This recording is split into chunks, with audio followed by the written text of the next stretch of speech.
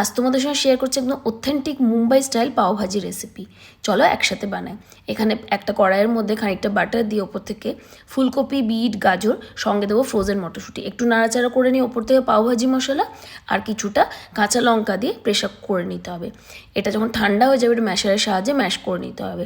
একটা প্যানের মধ্যে বাটার দিয়ে ওর মধ্যে অ্যাড করবো বেশ খানিকটা পেঁয়াজ কুচি, একটু নাড়াচাড়া করে নিয়ে ওপর থেকে আদা বাটা, রসুন বাটা দিয়ে খানিকক্ষণ কষিয়ে নিতে হবে। তারপর অ্যাড করতে হবে ক্যাপসিকাম কুচি, গুঁড়ো মশলা যেমন হলুদ গুঁড়ো, জিরে গুঁড়ো, ধনে গুঁড়ো, লঙ্কা গুঁড়ো, গরম মশলা গুঁড়ো, সঙ্গে দেবো টমেটো পিউরি। এরপর মশলাটা কষিয়ে নিয়ে আবার একটু বাটার অ্যাড করে ভালো করে মশলাটা কষিয়ে নিতে হবে। তারপরে ওই যে ম্যাশ করে রাখা সবজিটা আছে ওটা দিয়ে দেবো, সঙ্গে কিছুটা সেদ্ধ আলু, আমচুর পাউডার, সঙ্গে দেবো কিছুটা কাসুরি মেথি, পাওভাজি মশলা আর দেবো একটুখানি গোলমরিচ গুঁড়ো। এই সব কিছু ভালো করে ম্যাশ করে নিতে হবে।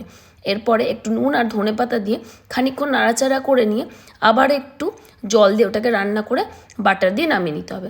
এরপর আবার একটা প্যানের মধ্যে বাটার আর ওই যে রান্না করে রাখা যে ভাজিটা আছে ওটা একটু কষিয়ে নিয়ে একদিকে বাটারটা ভালো করে সেঁকে নিতে হবে, একটু ধনেপাতা, বাটার আর একটুখানি পাওভাজি মশলা দিয়ে।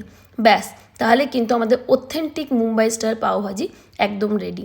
এদিকে বাটারটা একটু বেশি ইউজ হলেও খেতে কিন্তু দারুণ।